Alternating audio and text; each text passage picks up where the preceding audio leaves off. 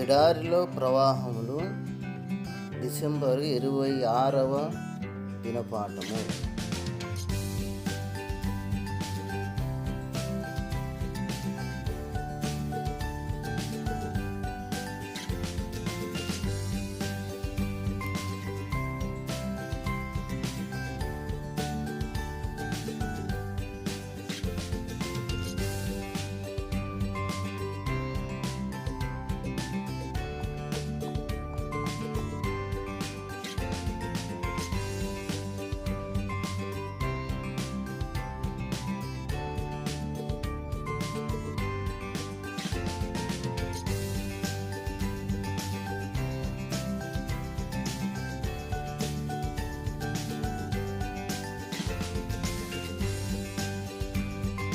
అంతటా యేసు వారితో కూడా గెత్సేమనే అనబడిన చోటుకు వచ్చి, నేను అక్కడికి వెళ్ళి ప్రార్థన చేసి వచ్చు వరకు మీరిక్కడ కూర్చుండుడని శిష్యులతో చెప్పి,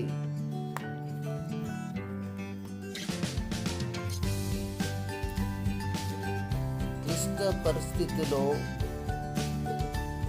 వెనుక నుంచబడుట కష్టతరమైన సంగతి. గెత్సేమనే తోటలో 11 మందిలోను 8 మంది శిష్యులు ఏమీ చేయకుండుటకు విడిచిపెట్టబడిరి.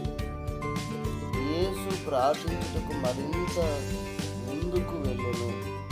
పేతురు, యాకోబు, యోహానులు కనిపెట్టుటకు మధ్యలో నుండిరి. తక్కిన వారు ఊరకనే ఉండుటకు వెనుక నుంచబడిరి. వీరు సనుగుకొని ఉండవచ్చును, వారు తోటలోనే ఉండిరి. అంతే, వారి పని ఆ తోటలోని పుష్పములను పెంచుటలో వారికి పాలు లేదు. అది మిక్కిలి దురవస్థతోనూ తుఫానుతోనూ ఒత్తిడితోనూ నిండుకొనిన సమయము. అయినను వారు ఏ కొంచెమైనను పనిచేయుటకు వీలు లేదు. నీవు నేను అలాంటి అనుభవము, ఆశాభంగము కలిగి ఉంటుంది. ప్రభు సేవ ఎంతో చేయుటకు ఉద్రేకము కలుగును, అవకాశము కూడా కలగవచ్చును. కొంతమంది ముందుకు, మరికొంతమంది మధ్యకు పంపబడవచ్చును. అయితే మనము వెనుకబడి ఉండుటకు నియమింపబడవచ్చును. ఒకవేళ వ్యాధి కారణముగా నుండవచ్చును, ఆర్థిక ఇబ్బంది హేతువుగా నుండవచ్చును.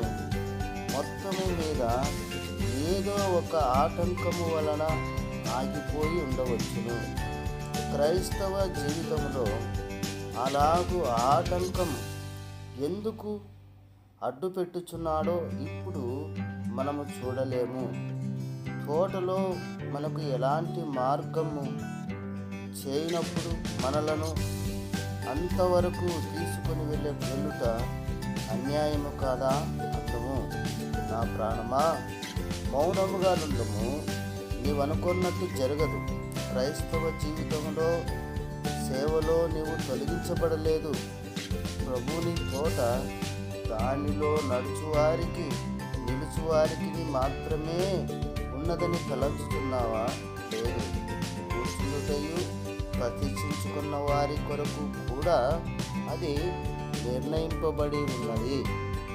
పనిచేయ వారికి, చేయని వారికి, చూచువారికి దానిలో స్థలమున్నది. అలాగే క్రీస్తు జీవించు వారికి అని చెప్పిన ప్రతి ఒక్కొక్కరుకును అది ఉన్నది. సాయంకాలమగు వరకు ప్రయాసపడి పనిచేయవారు దానిలోనున్నారు. వారు ముందు వరుసలోనున్నారు.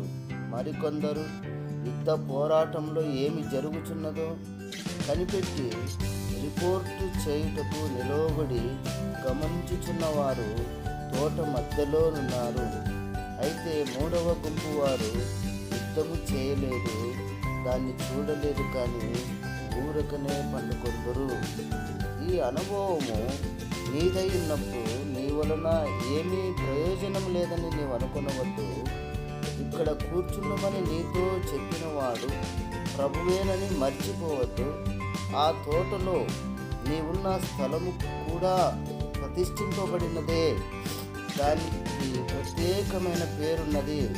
అది పోరాడు స్థలము కాదు, కనిపెట్టు స్థలము కాదు, కానీ ఊరకనే ఉండవలసిన స్థలము. ఈ లోకంలో కూడా అంతే. కొందరు గొప్ప పని చేయుదురు, మరికొందరు పని చేయలేరు, బరువులు మోయలేరు. వారు ఊరకనే ఉందరు. వారు తోటలలో నున్న పుష్పములే. వారికి తోటలో చేయవలసిన పని ఏమీ నుండదు. అవి ఏ బల్ల మీదనూ రాలేదు. పేతురు, యాకోబు, యోహానుల కంటి నుండి అవి తప్పించుకునినవి.